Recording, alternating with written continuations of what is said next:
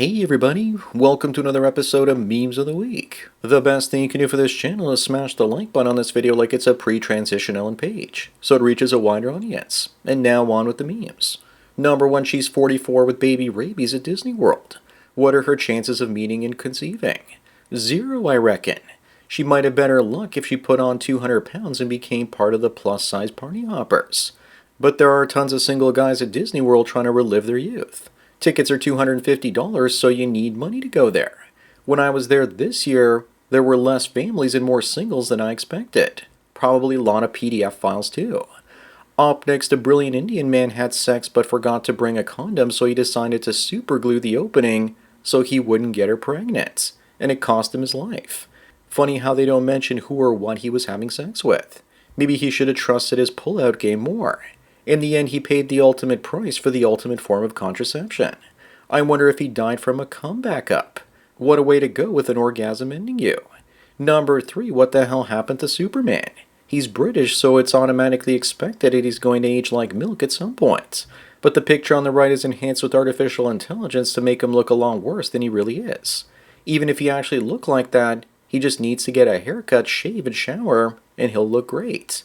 Not to mention a bit of plastic surgery and decent lighting too. You know it's not real though because of the way his nose looks and his eyebrows don't match either. Moving on over time, I understand that people have gotten fatter as the TVs have gotten thinner. But what I don't understand is why the guy is thinner in 1996 compared to 1986. Is it because he was constantly getting up to adjust those rabbit ears? Was it possibly heroin? My thinking is that this is AI generated and the AI confused the wooden TV from 1986 with the black one from the 90s. Wooden TVs were back in the 70s and early 80s. Number 5, only in Florida will you see women like this trying to sell homemade wine out of a cooler at a kid's soccer game. Give her a break, it was World Cup season. And I could fix her, but I won't because she's perfect. She was just providing a valuable service for the parents who forgot their flasks. She probably wouldn't have any problems if she had just shared some of it with the cops. Something tells me it was all fun and games until someone went blind from moonshine. Up next, another crazy case in Florida, with a Wayman getting fired for twerking in class and calling herself a $1 million whore. At least she didn't touch those kids like the other ones. She turned a math class into a music video or possibly casting couch audition. Look at that look on her face. It reeks of desperation.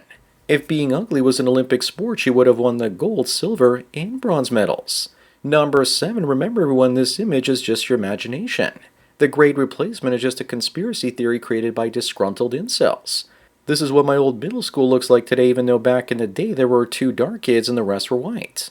Looks like the Western leaders played a reverse Uno card on their demographics. In the UK, almost every school in Birmingham looks this way. At least there are kids, I suppose, because in a generation or two there might not be any. Moving on, a 2-bedroom condo in Toronto costs $2,600 a month.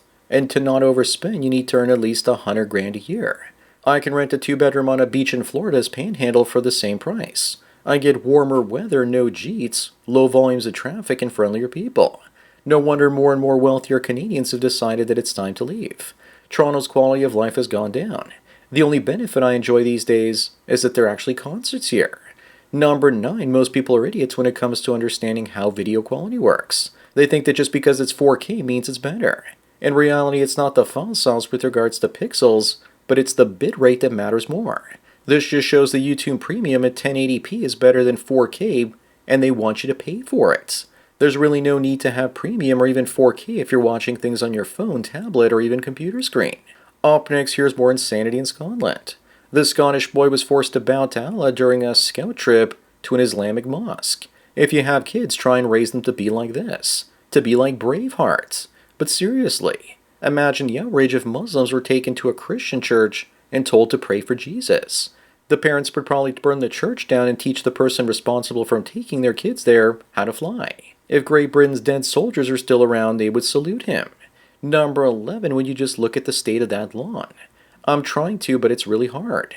Literally. But just for reference, this is how women take a picture of a lawn, and this is how men take a picture of the same lawn. We won't block the view with our ugly mugs, much the way that woman did with her big jugs. Besides getting attention, it's almost like they hate competing with anything and everything for our eyeballs as well as the ones in our shorts. Moving on, speaking of attention, this one wants the attention of a man who's 6 feet tall, makes six figures, and treats her like a princess. Meanwhile, all she has to offer him is gluttony, the attitude of a toddler, and texting him back when she feels like it. I think this forgot to mention that she also offers him 3 different children from 3 different baby daddies. Hoflation will mean the end of our species if we aren't careful. Number 13, here's how crazy feminists are getting these days. This one decided to name her son Vagina. I'm sorry, kid, but your life is going to be hell growing up with everyone making fun of you. Here's an actual picture of the bullies waiting for him to enter the school system. But then again, maybe she's trying to produce the hardest misogynist of his generation. Per Johnny Cash's A Boy Called Sue. Hard times make strong men. This guy's about to have the hardest of times. Up next, Canada's becoming a police state where the police in Ontario are using spyware that lets them take over your smartphone. Another reason to start using a dumb phone. The governments want to keep it a secret, though. This has been going on covertly in America forever. Doesn't everyone remember that guy named Edward Snowden? Yet another reason for me to get a flip phone and leave Canada. But even if they spy on me, I make my views public on social media. I'm an open book. Although now they've made that illegal. Number 15, who believes this? That almost 50% of Japanese women under 35 have never had sex. I didn't at first, but apparently 52% of married 20 to 49-year-old men and women were sexually inactive in Japan. But don't worry, because these ladies are probably going to get laid if they want to or not because the Jeets are coming to Japan. And they don't know how to take no for an answer. Moving on, why is it that almost all the big romantic films are about women in a love triangle cheating on their beta partner with an alfalfa male? In The Notebook, Ellie turns down her rich fiancé for some guy she met once and had a summer fling with. In my blue pill days, even I cried while watching this. The guy in this was a hopeless romantic renovating a house to try and get her back. That's super simp behavior, and I'm tired of pretending like it's not. Number 17, if things continue the way they have, then white Europeans and the white US majority will soon disappear forever. This is suicidal empathy. Bringing in foreigners to fill in that gap for a falling population to boost economic output backfired. Who knew? If whites and East Asians cease to exist, we'll never get off this rock again. Even low Earth orbit will probably be impossible. It's almost like the envious don't want anyone leaving and drag us down like crabs in a bucket. Up next, Sting says that a loss of manual jobs could be driving toxic masculinity. He looks more like Klaus Schwab than Klaus Schwab does. Either that or Dr. Evil. He probably believes that young people should be offered jobs in spice production or something. Doesn't that look so much better? All these so-called experts about toxic masculinity aren't even masculine themselves. I don't need some multi-millionaire who was relevant decades ago telling me what it means to be a man. Number 19, look at this next level simping from the city of Toronto, where they lit up the CN Tower rent for Menstrual Health Day. Is there any greater proof that we live in a gynocracy? The signs can't be any more clear. And there are no masculine men out there to stand up to stuff like this. Either that or men just don't care anymore. Maybe they need to line up that tower a different color for Remigration Day. Tell me again when that is. Moving on, almost 40% of Americans admit going on dates for free meals. I guess since men are the ones mostly paying, that means 80% of women admit going on dates just for those free meals. I suspect the other 20% are probably lying about it. Guys, you need to stop dating and give them nothing. Let them buy their own drinks and you can see alcohol sales cratering too because of it. Getting tricked into a foodie call only happened to me once, and after that, it was only coffee dates for the first date from then on. If she's not interested, I keep moving on. Number 21, Mandy wonders why it's so hard to find someone with their shit together. Look everyone, it's the pot calling the kettle black while she's got a African in tow. Why is the level of delusion gone this bad? Also by the looks of her, that looks like a rough 26. Remember, ma'am, you only attract what you already are.